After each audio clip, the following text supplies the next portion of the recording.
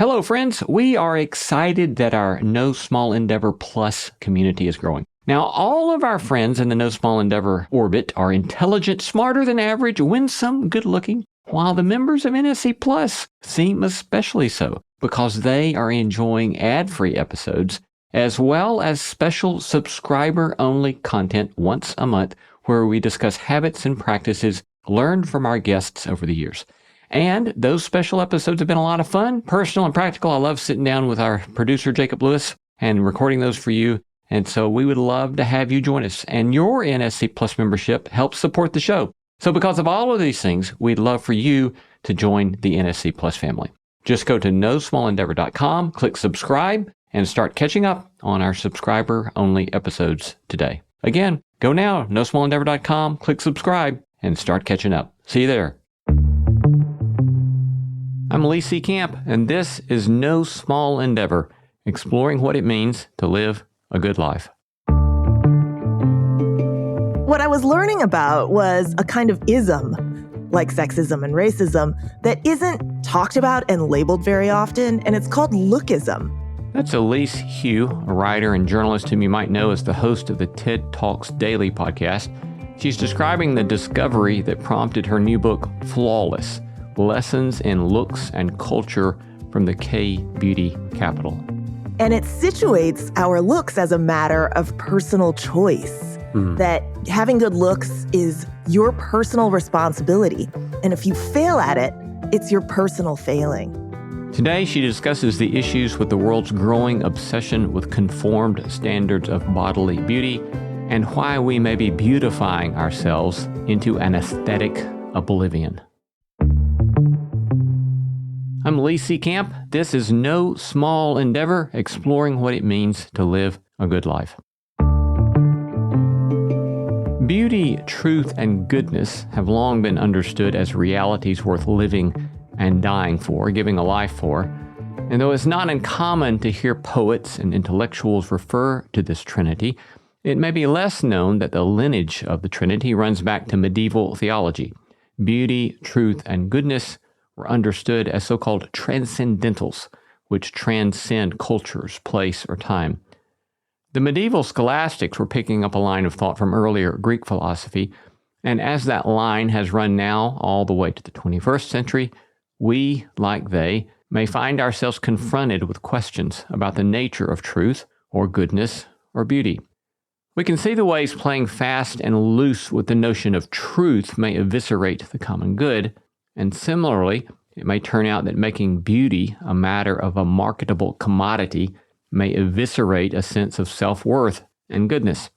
If beauty, truth, and goodness are seen as sharing a common unity, and if truth is meant to set us free, then surely notions of beauty that lead to bondage or even self-hatred ought be examined, questioned, challenged. Or at least those are the sorts of considerations raised for me by today's guest.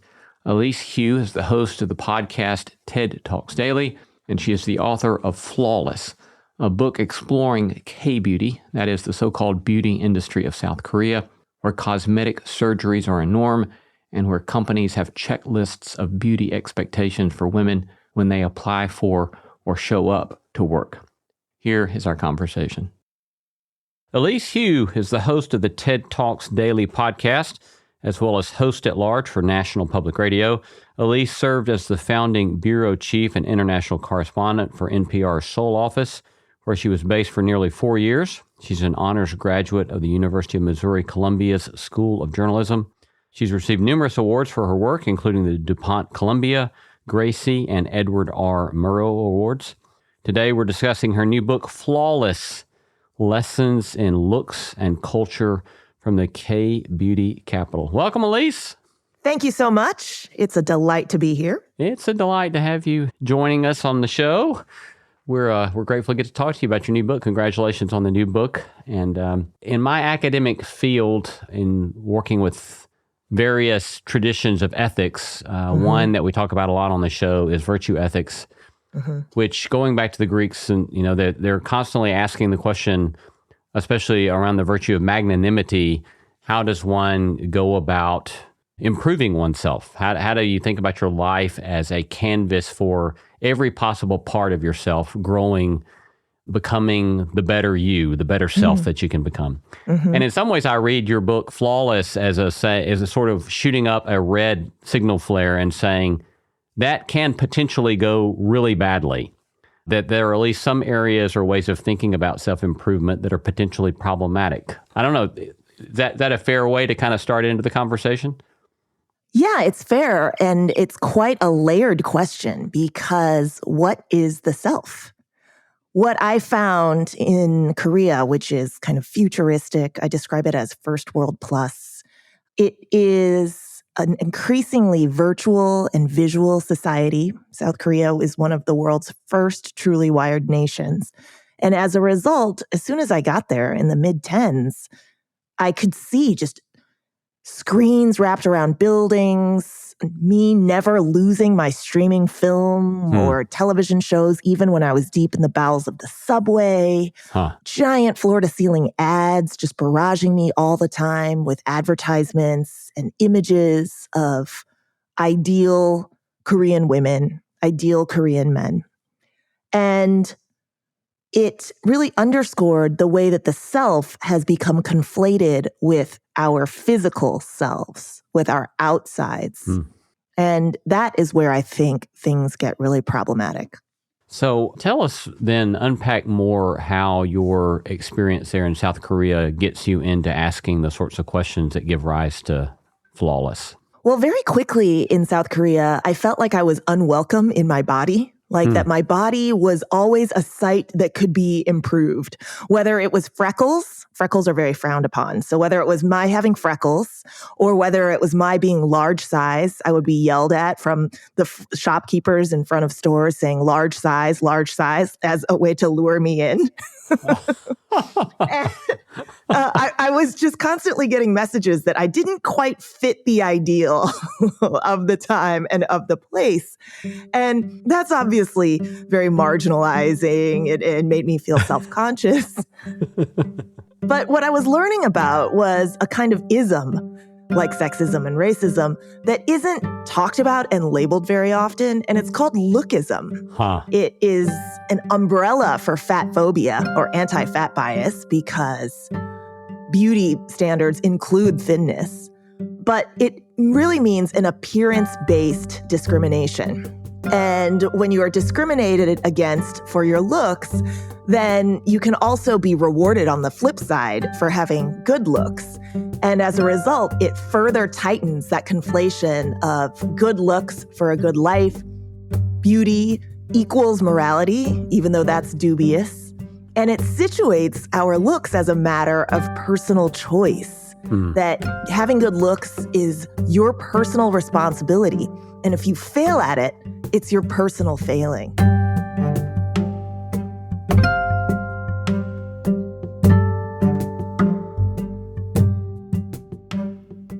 So give us some more examples of the way you saw lookism at work in that culture. I was shocked to learn that when you go get your passport photos taken at any passport photo shop, that they automatically Photoshop them. So they automatically will smooth your skin and thin down your jawline. Yes, they'll try and widen your eyes. Yes, even for your passport photo. So many headshots were required on resumes. Sometimes your height and weight were required too. And this is for accounting jobs. This is for government jobs. It's not for acting, which you would assume was kind of normal. There were constant before-after photos everywhere where I was sold on this notion that if you didn't look good enough, your body was malleable and you could fix it to look better. And so that's an important dynamic of this story, right? There was supply of medical and aesthetic upgrades driving demand such that it was only logical for you to fix yourself when the solution to your physical problem existed and you could purchase it. So early on in the book, you point to a tension between a rightfulness, a legitimacy, maybe even a true good in notions of self-care and what one might mean by care for beauty. And then on the other hand, the dark side or the oppressive side of that. So could you maybe unpack that tension for us a little bit? Yeah, I mean, I think there are so many ways to care for our bodies that really do feel nurturing and feel like a step deeper into myself. So much of self-care doesn't have to be consumption based, right? It could just mean exercise and feeling that sort of inner appreciation for your body. It doesn't have to be aesthetic necessarily, but we are seeing culture increasingly self-care as sheet masks or multi-step skincare regimens or ways to aesthetically upgrade yourself whatever the standards are of the day. And I think that's where things can get really ego driven and too focused on the individual at the expense of the community. But I did meet so many Korean women, especially the older ones. There's a whole chapter on ajumas, which is the term for older Korean women who were able to cultivate an appreciation for their body and a care for themselves that was situated around reciprocity for the community. So sort of just showing up in a way that was clean and respectful, among their group, but also in a way that really nurtured their bodies and what they felt like they needed. Like there was one woman who likes to go get a facial every month, and she said that she felt blessed when she did it. So it almost felt like a spiritual experience. And it's one of the few times that she was touched by another human was when she was touched by a beauty worker, because women are so often outliving men these days. And so there is that opportunity to have nurturing touch come from beauty work.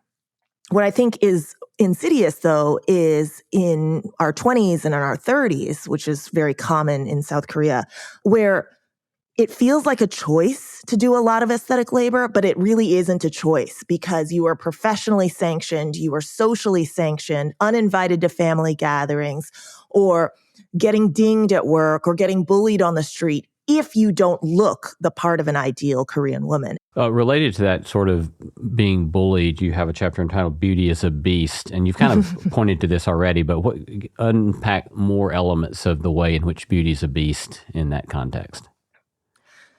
Yeah, so in the professional sphere, not only are women potentially discriminated against in terms of getting jobs, and already women in South Korea have the lowest women's labor participation rate in the developed world and the largest gender pay gap. So already it's hard to get your foot in the door and get into a leadership position. But on top of all the rest of the credentials that you need to meet, you also need to meet certain aesthetic standards. There is one Korean firm that has 20 requirements from head to toe of how a woman should show up when she comes to work. So appearance requirements. Wow. Whereas for a man, the one rule is don't wear a mismatched suit. And so you're walking this real tightrope that takes a lot of time and energy. And I think time is really important to consider because it's such a key lever of our freedom. And I was just really surprised that in an otherwise hyper-modern place, a place that has just grown to be one of the 10th largest economies in the world, that is a cultural force and a real juggernaut when it comes to K-pop, K-drama, K-film, it masks, I feel like all of that growth really masks a huge tension and disparity for women, an ongoing gender battle, and beauty is one of the places that shows up because it affects how we are allowed to occupy space and move about the world safely.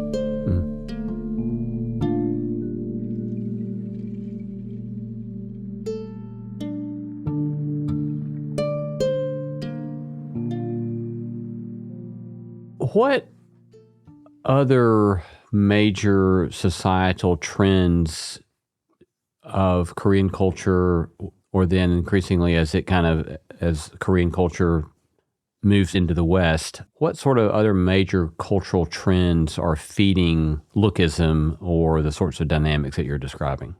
I think technology is a huge part of it, right? I mentioned that South Korea has among the fastest internet in the world, and it has an IT infrastructure that was just very forward-looking and established in the early 1990s.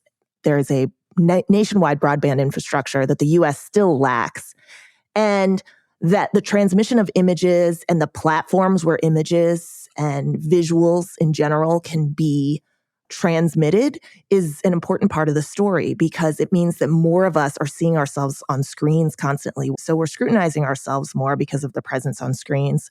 We are also taught by what we're seeing on these algorithms and the echo chambers of our social media, what we're supposed to look like, right? These filters that are now available that are often generated by AI tools are now being used to make TikTok effects and Instagram filters. And those effects and filters are exemplifying the beauty pillars of the day. It's smoothness, it's plumper lips, it's very made up eyes, it's arched eyebrows, it's a slimmer jawline.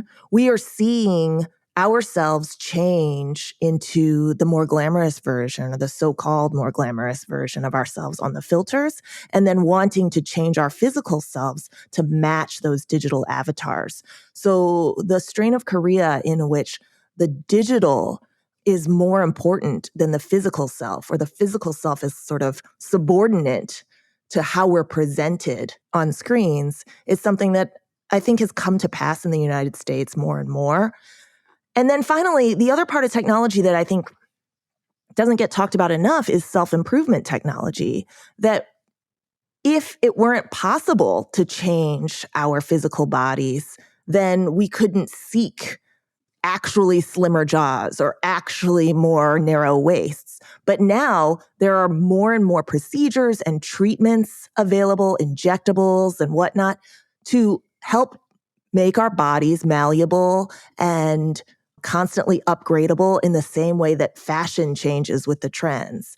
How did you experience these developing notions of beauty eating away or not at deeper, longer traditions of what community meant or of what deeper character meant? What was that like? Yeah, I think this is really tied into an hyper individualism, right? And what I talk about neoliberalism a lot in the book because I see neoliberalism as a philosophy that really is about sort of pulling yourself up by your bootstraps. The market rules all, no need for institutions. We are all our own individual self-entrepreneurs. And this ties into situating our looks as a matter of personal choice.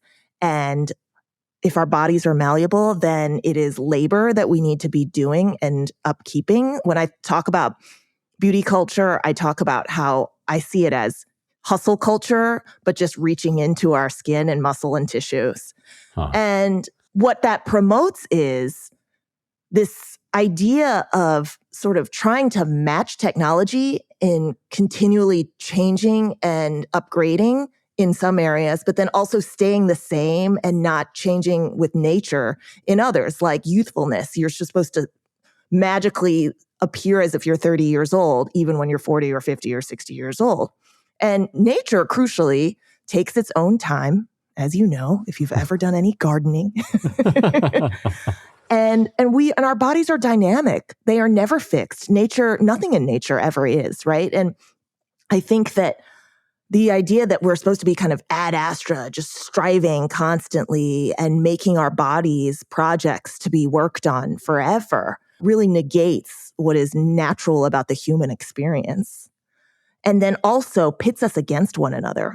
Because when there are metrics to aspire to, then you're comparing yourself to that metric, but you're also comparing yourself to one another in a way that's highly competitive and hierarchical. I see this as hyper-capitalist, in which you're constantly in competition rather than in a web. But like I mentioned, if good looks is framed as personal responsibility, and if you fail, it's a personal failing, then if you don't work on your looks, then you are seen as lazy or incompetent. It becomes unacceptable just to be as we are and believe that we're worthy. That ends up becoming a radical position to take. Yeah.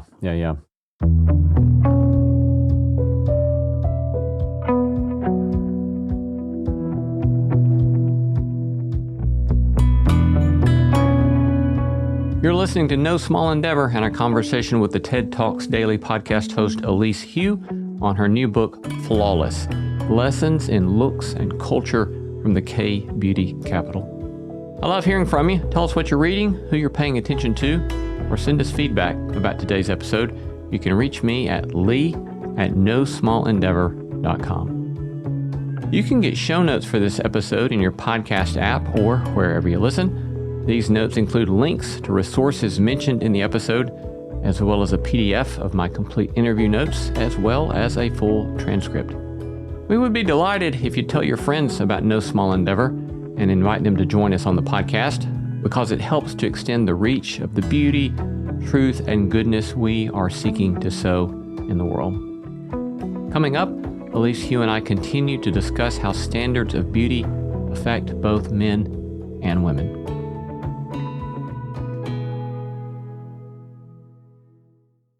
Hey there, it's Lee. If you're looking for a taste of something new, then I might have the perfect podcast recommendation for you, Gravy.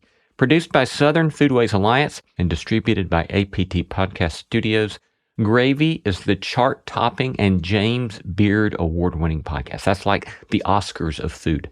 They share stories of the changing American South through the foods we love to eat.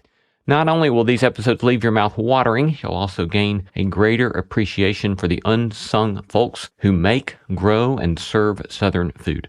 From unsung biscuit legends to the multi-generational family who've played a key role in Louisiana's oyster industry. So go ahead, follow Gravy on Apple Podcasts, Spotify, or your favorite listening app. And tell them your Southern friend, Lee C. Camp, sent you. As you examined these trends, what sort of psychological impact did you begin to discern? You mentioned at least some trends towards eating disorders and the like. What are various things you noted there as far as the psychological impact of lookism and this focus on beauty? A few. One is marginalization and all of the isolation and loneliness that causes, right? So if you don't measure up, if you are fat, let's say in Korea, and to be fat in Korea is basically being straight-sized everywhere else in the world because the thinness standard is so thin.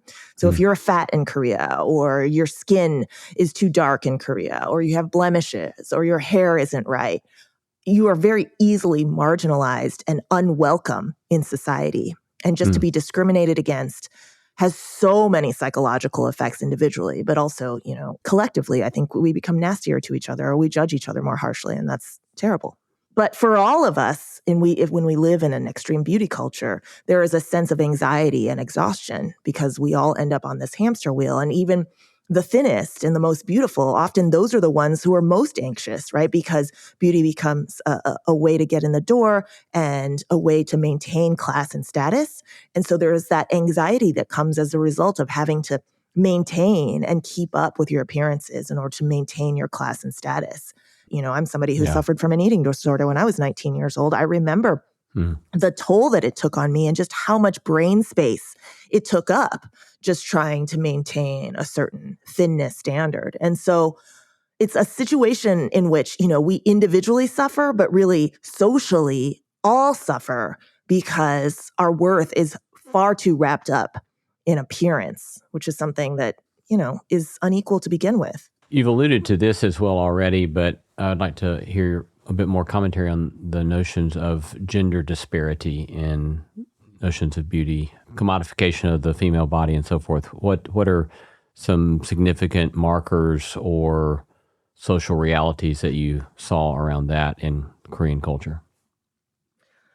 To be fair, South Korea has a lot of labor protections now and a lot of gender equality written into its constitution. And so legally there are protections for women, but as it plays out, it feels as though women are second-class citizens because men are in positions of power in every major sphere, whether it's politics, whether it's business.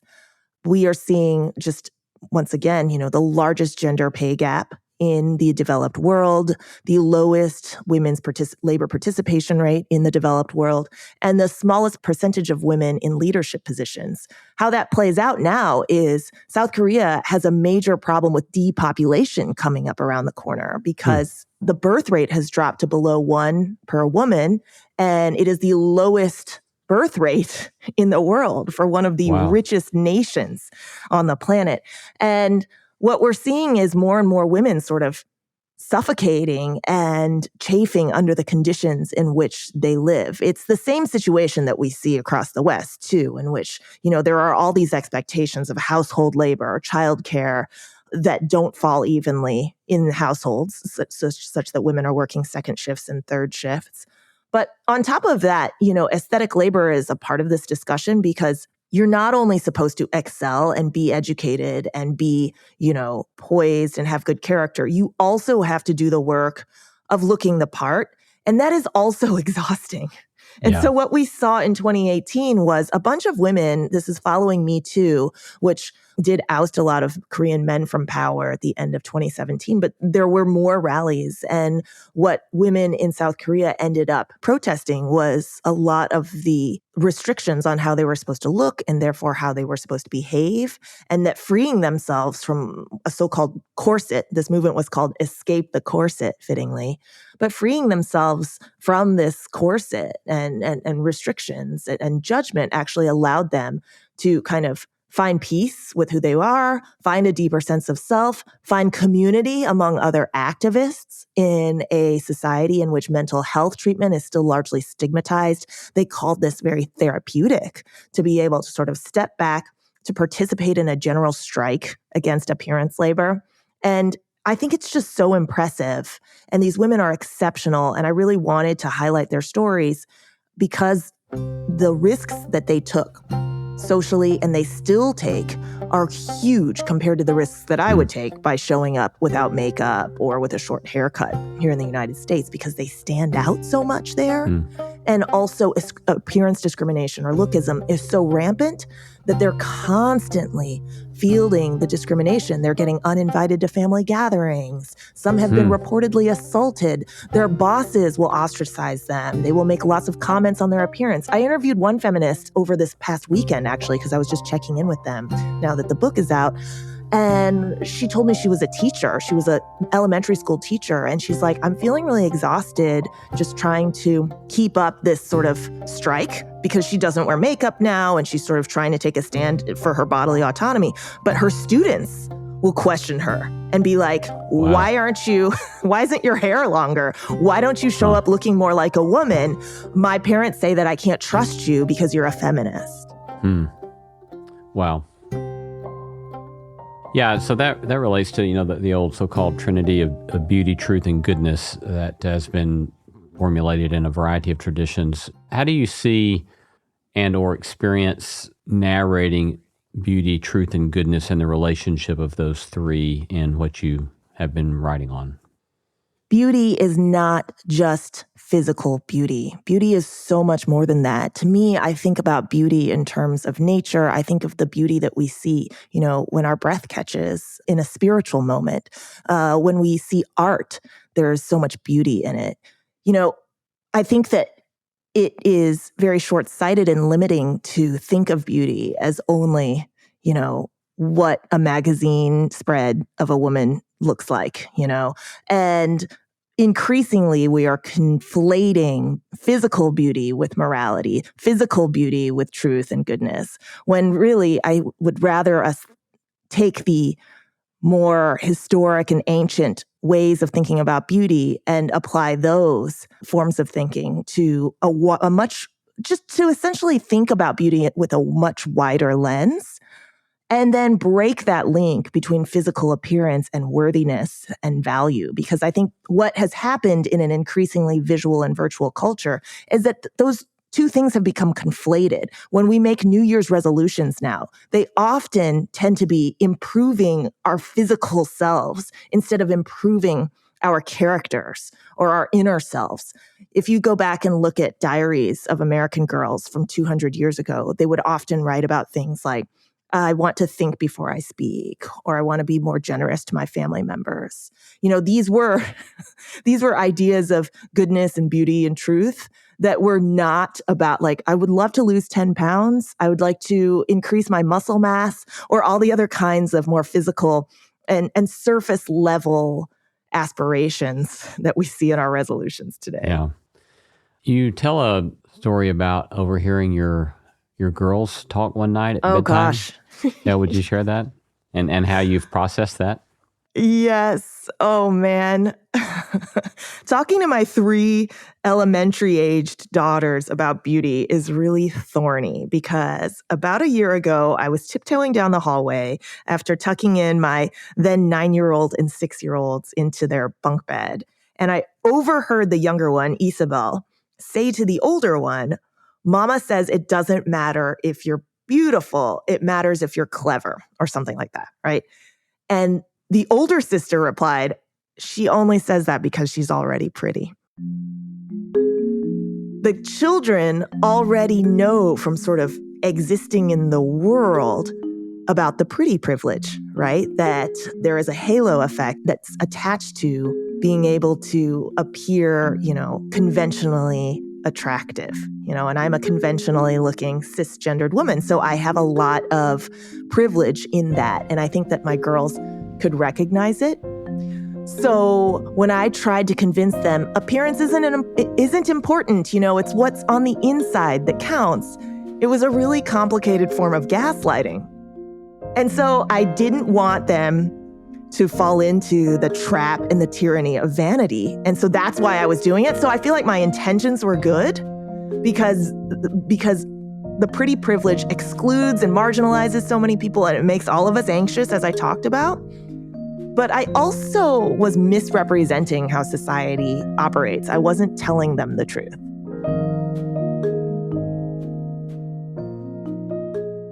So, to the degree that you're open to this, what are other ways you have had to come to terms with choices that you've had to make about your own self and how you're going to, whether those choices are things that you're going to do and participate in physically or not, or the way you're thinking about cultivating particular character traits in yourself?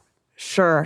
Yeah. Crucially, obviously, this isn't an individual issue. I often get questions like this, like, what are you doing? Are you doing Botox? Are you not doing Botox? But that's the wrong focus, right? Because the focus is actually at the cultural level and cultural change. And if we over-focus on the individual, then we are inviting more judgment of ourselves and judgment of one another. And that is not helpful to the larger project of challenging beauty culture as it exists today. But I do think that we are important role models for the next generation, and we want to be good ancestors. And so what I want to do, and I don't think that I can teach what I haven't learned for myself. So I have to really cultivate an inner appreciation for my body and hope that I'm modeling that for my kids. And so what I'm doing is I'm caring less about my own appearance. I'm never on a scale in front of my girls. I'm never lingering in front of the mirror too long. I'm trying to show them that I have a fulfilled and really content and full life without necessarily living up to whatever the beauty norms are of the day. And I think with parenting, it's show, don't tell. I could lecture them and tell them, it's your insides that count, really cultivate your character and your kindness and all those things. But they would really fall on deaf ears. Those messages would really fall on deaf ears unless I was doing that myself. And I was really focused on how my body is an instrument and not an ornament. So there's 2 schools of thought that I wind up landing at towards the end of the book that I really try and model. One is body neutrality, which is an evolution of the idea of body positivity, because being positive in your body and like every body is a bikini body still puts the focus on the appearance of the body. Right, yeah. And I didn't want to do that. And so I focus on body neutrality, which is all bodies are bodies, and let's focus on what bodies can do, what they're capable of. But to move on from that and be more inclusive of those with different abilities, there's an idea or a concept called sensualism that came out of an academic named Céline Leboeuf. And sensualism is cultivating an inner appreciation for the body and what it feels, right? So how it feels after a particularly rigorous workout, or how it feels when you're in connection and really in flow with your friends. And thinking of your body that way instead of what it looks like, I think has been really helpful for me. So the way that I apply it with my kids is the most practical way is when they're trying on clothes. Because I used to, like everyone else who's ever worked at the Gap, I would say like, oh my God, those shorts are so cute on you. Like that's almost just automatic, I think. But that's really still putting the focus on appearance. And so I try my best to ask them questions like, can you move easily in that? How do the fabrics feel on your body? And really focus on kind of how their bodies feel and what they can do inside their clothes has been just one really practical change that I have made.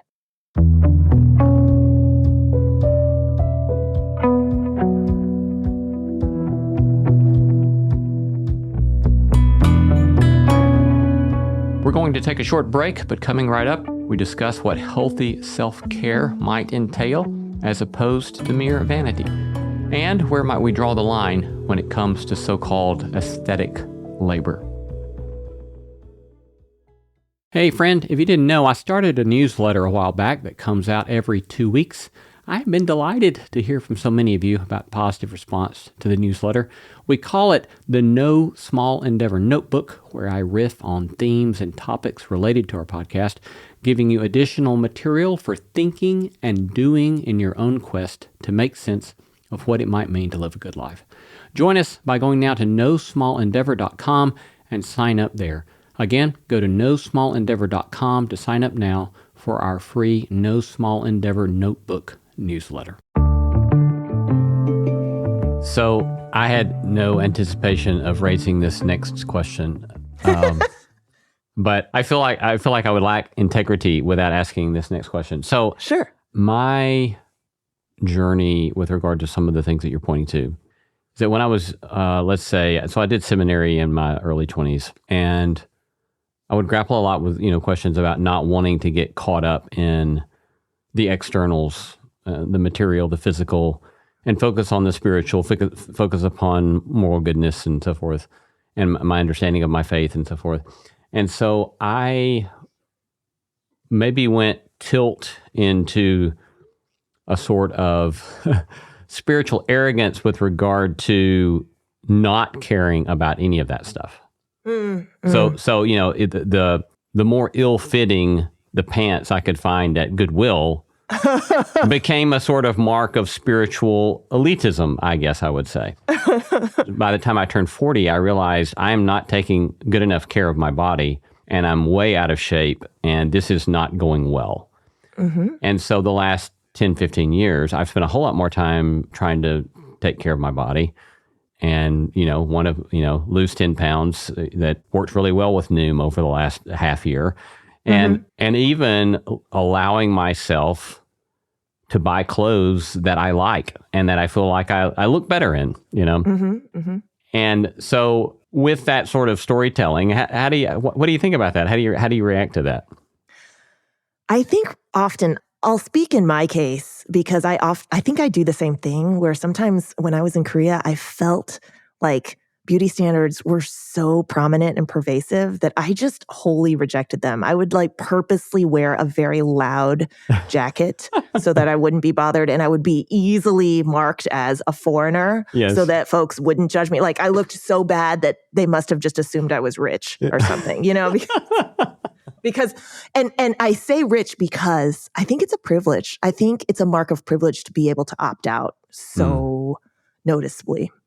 And that it's not true if you are a trans woman who might not be safe unless you appear femme. And it's not true for North Korean women who came to South Korea and are often stigmatized because they are not from South Korea, the modern Korea. And so they often feel as though they have to get plastic surgery in order to fit in. I remember when I first went to Seoul and I saw a lot of the bandaged faces or the silicone nose cover-ups from post-op patients, I regarded it as vanity. I was just like, oh, these people who care so much about changing their appearance that they would do this to themselves. It was just this very, I think, short-sighted judgment that I had from a Western perspective. But the longer I lived in Seoul and the more I saw that good looks were tied to social, professional, personal success and the notions of hard work and being a good person, the more I realized that it was completely rational to make choices like this to try and keep up and improve your station in life. And in fact, if you didn't, you would be equally discriminated against. And so now I'm much kinder and more compassionate about, the work that other people have to do, because I don't hate on the player. I hate the game. I hate a system that forces all of us to do this. Yeah, that's a great saying. That's really helpful. You mentioned the work of René Girard and his mimetic theory. Yes, you're the first person to ask me about this. I love it. I also get Foucault in there. There's some Michel Foucault. I was impressed. There's the Panopticon. Yes, Bentham. Very impressive. Very impressive. Of course, René Girard has been very important in Christian theology because of the way in which he talks about scapegoating and this mimetic theory and so forth. But I find it fascinating the way that you're using that to point to one way that we might think about beauty is that it's this cultural production. And of course, that relates as well to these notions of gendered norms of beauty. But for those who haven't thought much about the ways in which beauty is itself a cultural production, or it's a concept with a history, what did you learn about that sort of notion? I think that a beautiful image, or the idea of a beautiful image, ends up being a mold. And then that mold finds imitators, and then imitators of imitators.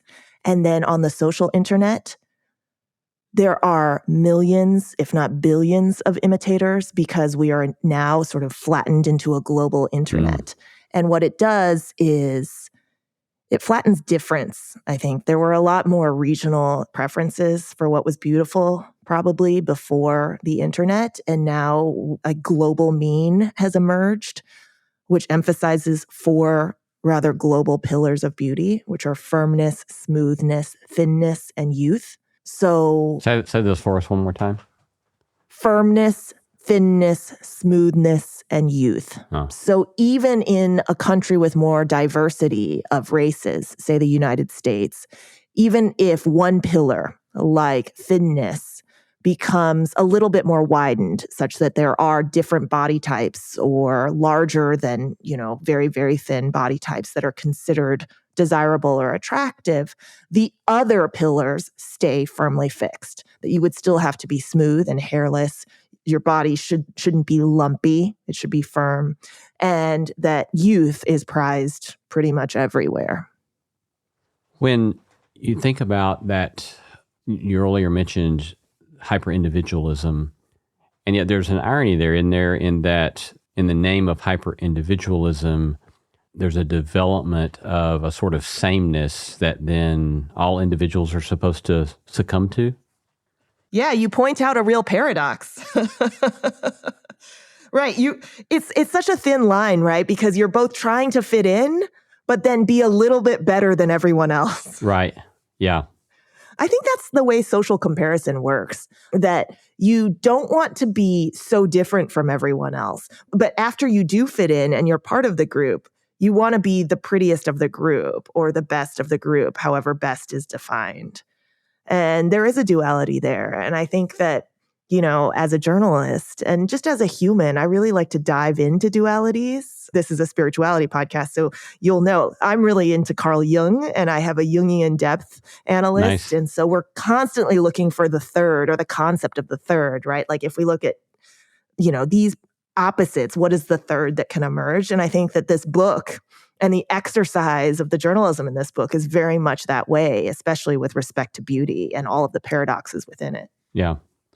So, that was kind of one of the next places I wanted to go, is because you speak some in the book about line drawing, and you're asking sometimes the question of how far is too far. And then another way to think about that is that kind of what are third ways that you just pointed to. So what have you learned there for yourself about what kind of lines do you want to draw for yourself with regard to some of these practices? And or what are some of the third ways that you're working on?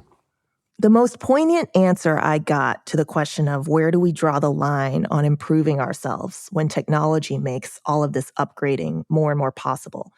The most poignant answer I received was from a cosmetic surgery researcher who had herself undergone the jawline surgery where she got her jaw broken and reshaped to be more feminine. And she regretted it. She said, ultimately, you don't get to draw the line. nature draws the line. The body will draw the line. Wow. And so it is kind of egoistic to think that we even get to make that determination. And that has guided my thinking in the choices that I make with regard to aesthetic labor, in that I really try to ask myself, and this means being reflective, it means looking inward, it means slowing down, which is so hard in modern culture. But I've tried to ask myself, does this practice or procedure take me deeper into myself, or does it feel more like a costume? Is it tantamount to something that I'm doing for other people? And the question of whether something is soul-driven or ego-driven comes down to what you know for yourself and what I know for myself. And so I can't, give you a simple test or a simple tool to answer the question on line drawing and where you draw the line, except I do think it's helpful to interrogate yourself and be aware of beauty culture and all the ways that we adhere to it in almost a passive way. And with this awareness, we can then go to reflection and interrogation. Yeah. Yeah, so I like that move there. You're moving from focusing upon the drawing of the lines to a question about character traits or character habits of the self, right? You're trying to pay attention and trying to ask questions of slow down enough to ask questions of yourself. Yeah. Another sort of practice I saw in your book seems to be, and you've pointed to this, I guess, with the notion of sensualism, but of leaning into simply learning to be at ease with our bodies as they are. And you tell this fascinating story about the delivery of your child in Seoul. Yes. Which is a fascinating story. Seoul. Yeah. Yes, my labor in Seoul. It was just a reminder that, there's so much discomfort with a naked body. And I think that's irrespective of gender.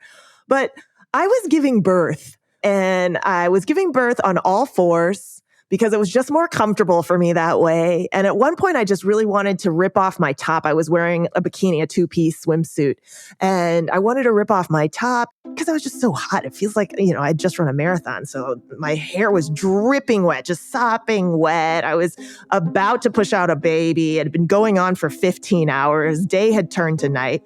I'm screaming like a hyena, and I wanted my clothes off. And the Korean midwife, we had so much lost in translation because I speak almost no Korean and she spoke almost no English. She kept covering me up with a blanket. And it was mystifying. I was so hot and she kept covering me up because I think she assumed that I felt ashamed of my naked body. And I didn't want it out there when I was just like, stop covering me up. And it was just this eye-opening experience that even in probably one of the most primal states that I could possibly be in, that my body wasn't sort of, and when my body wasn't prettified, obviously, my body was just in its natural state, and therefore it needed to be covered up, or it was assumed I wanted it to be covered up. Yeah, you summarize that by saying that experience taught you that the cultural norm there was that a body should be hidden when not prettified. Yes. Yeah. So as we move toward a close, so many people that you've interviewed, encountered in the writing of this book, who are one or two that stand out to you as having taught you certain things that you want to remember or that you might want to pose as exemplary for your readers? Yeah. Well, the first is the woman that I mentioned, So-Yeon Lim, who was the researcher in cosmetic surgery hospitals, who answered my question about where we draw the line on aesthetic upgrades so poignantly, who said, nature draws the line and we don't really get a choice. The other person that I think about a lot is a woman named Elizabeth Kwan, who I think is a 73-year-old Korean American woman who is in my chapter about aging. And she said something like, yeah, I'm ugly and it doesn't matter. And I had this knee-jerk instinct to be like, oh no, of course you're pretty. And then what it did was actually show me the appearance bias that was operating in my own life. Huh. The idea that I really conflated prettiness with worth and that you couldn't possibly be ugly because that meant you weren't worthy. And that was actually what was broken and biased about me. And so she showed me something in that, in being completely sanguine about her appearance because she didn't tie it to her enjoyment of life, her ability to move about spaces, her relationship and connection to others. And that was really beautiful to me. Yeah. Been talking to Elise Hu, author of Flawless: Lessons in Looks and Culture from the K-Beauty Capital. Thank you, Elise. It's been a delightful conversation. Thank you so much. I can't believe you worked Renee Girard in there.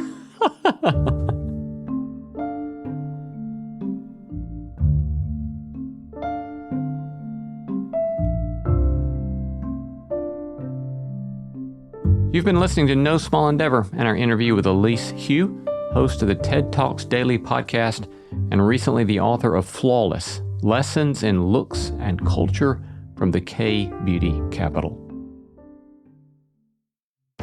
We gratefully acknowledge the support of Lilly Endowment Incorporated, a private philanthropic foundation supporting the causes of community development, education, and religion, and the support of the John Templeton Foundation, whose vision is to become a global catalyst for discoveries that contribute to human flourishing. Our thanks to all the stellar team that makes this show possible: Christy Bragg, Jacob Lewis, Sophie Byard, Tom Anderson, Kate Hayes, Mary Evelyn Brown, Carriot Harmon, Jason Sheasley, Ellis Osborne, and Tim Lauer. Thanks for listening, and let's keep exploring what it means to live a good life together. No Small Endeavor is a production of PRX, Tokens Media LLC, and Great Feeling Studios. From PRX.